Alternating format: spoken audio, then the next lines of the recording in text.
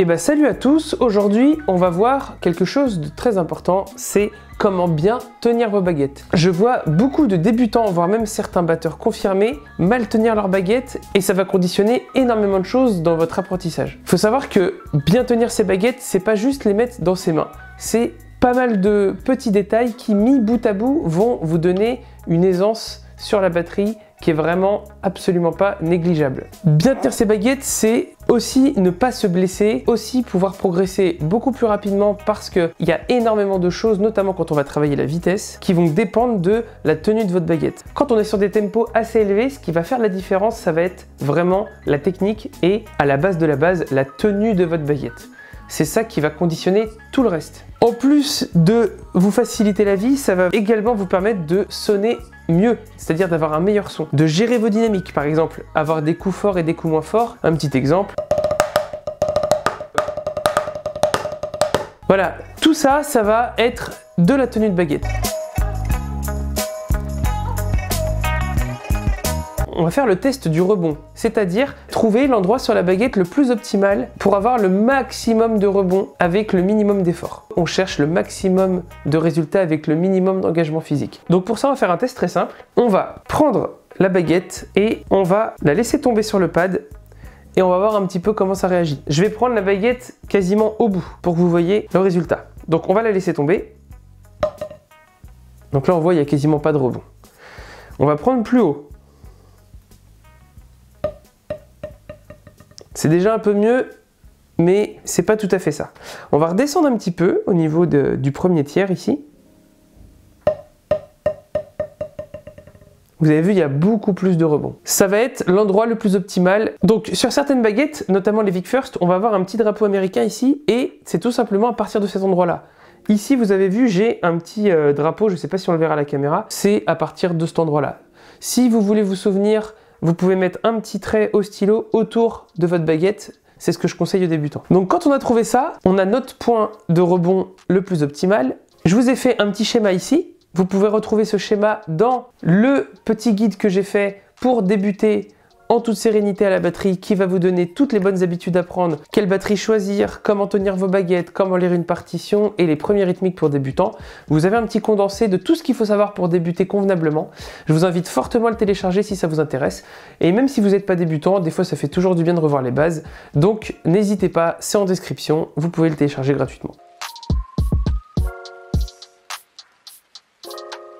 Donc maintenant qu'on sait où tenir la baguette, il faut savoir comment tenir la baguette. Donc on va tout simplement placer notre doigt sur le premier tiers. On va venir mettre l'index tout simplement autour de la baguette pour avoir ce fameux grip.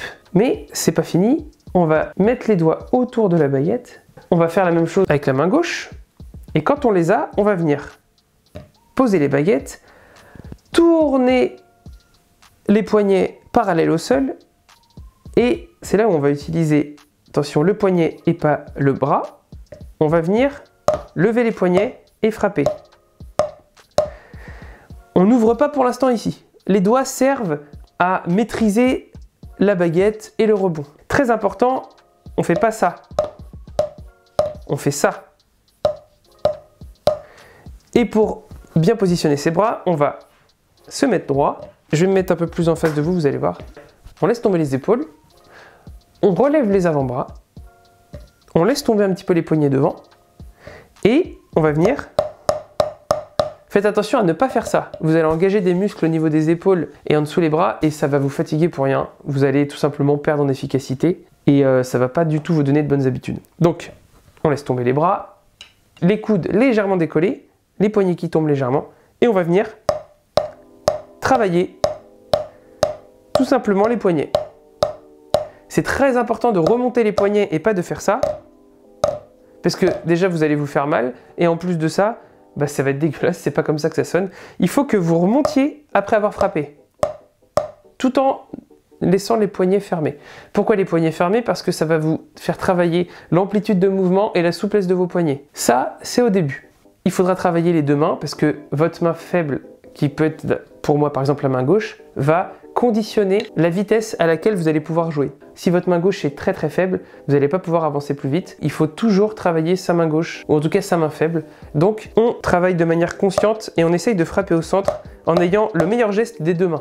Nous, ce qu'on veut, c'est pas ça, c'est vraiment... c'est ça.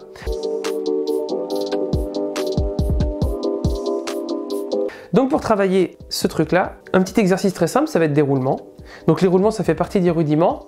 J'ai fait une petite vidéo sur les rudiments si ça vous intéresse. Et on va venir taper 2 coups de chaque main. Le but, c'est d'avoir les frappes les plus uniformes possibles, d'avoir quelque chose de très net. Et on va le faire de cette manière-là. 1 et 2 et 3 et 4 et 1 et 2 et 3 et 4 et 1 et 2 et 3 et 4 et 1 et 2 et 3 et 4 et 1 et 2 et 3 et 4 et 1 et 2 et 3 et 4 et 1. Vous embêtez pas avec le clic pour l'instant, l'idée c'est de se concentrer sur les sensations et d'avoir quelque chose de correct. Si à cette vitesse-là c'est trop compliqué pour vous, et ben vous descendez. Le but c'est vraiment d'avoir quelque chose de propre. Je vais vous le faire très lentement.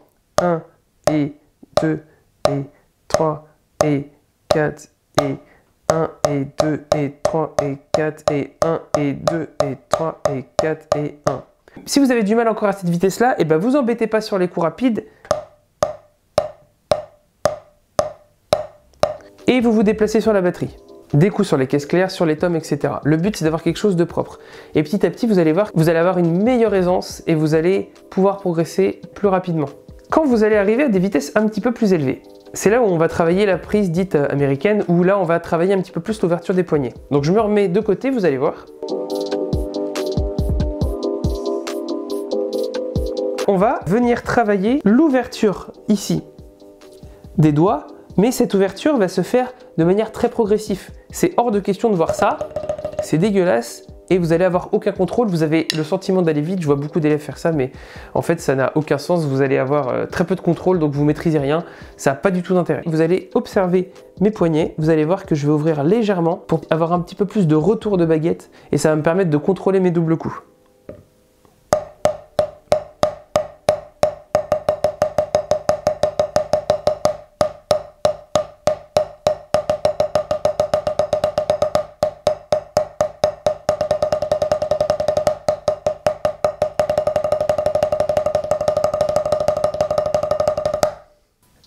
Ça va être vraiment quand vous allez vouloir monter en tempo, mais attention à l'étape 1, ne pas griller les étapes, ça c'est l'étape numéro 2. Pour vous montrer en détail ce que c'est, ça va être tout simplement une ouverture des doigts ici, et non pas laisser la baguette rebondir comme elle veut. Alors je vais vous montrer, quand on joue un petit peu avec les doigts, on va venir mettre une impulsion ici, tout se fait au niveau du pouce, et je vais aider un petit peu en poussant avec les doigts derrière, mais très légèrement, vous voyez.